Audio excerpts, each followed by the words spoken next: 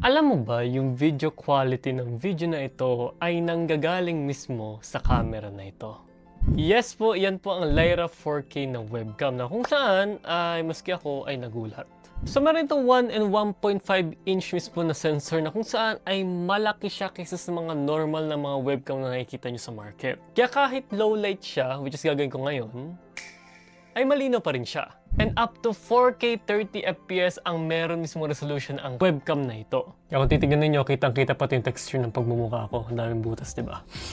At meron din siyang AI auto-framing at smart tracking na kung saan ay kahit gumalaw ka kung saan-saan ay sumusunod siya sa'yo para maigit na ka mismo ng camera at hindi ka mismo mawala sa frame. So wala ka na problemahin kung saan lalayo ka sa camera dahil i-keep in frame ka niya. At isa pa, meron siyang privacy na shutter which is pag inikot ko to, siyempre, wala ka na makikita. Medyo safe na safe ka kagad. At kung gusto mo malinaw yung audio mo, meron itong built-in na Lark A1 mic system na mahigit 48 kHz and 24-bit na recording. At yung narinig nyo ngayon ay nanggagaling mismo sa pinaka-internal mic nitong webcam na ito. At meron din siyang kasamang microphone kapag kinuha nyo mismo yung ibang combo nila. Which is ito naman yung audio niya kapag nakakonect mismo ito. Napakalit lang niya, hindi ka pansin-pansin, pero ang ganda ng sound niya. At the same time, pwede nyo i-adjust ito sa Holyland Studio app na kung saan ay pwede nyo ayusin yung focus, brightness, ISO, pati may green screen siya and meron din siyang skin smoothing. At the same time, ay pwede kayong mag-record ng landscape dito dahil ito ay magnetic at kailangan nyo lang pindutin yung portrait or landscape sa Lyra app para mismo umikot siya. Kaya hindi mo na kailangan i-screw in pa kung saan-saan.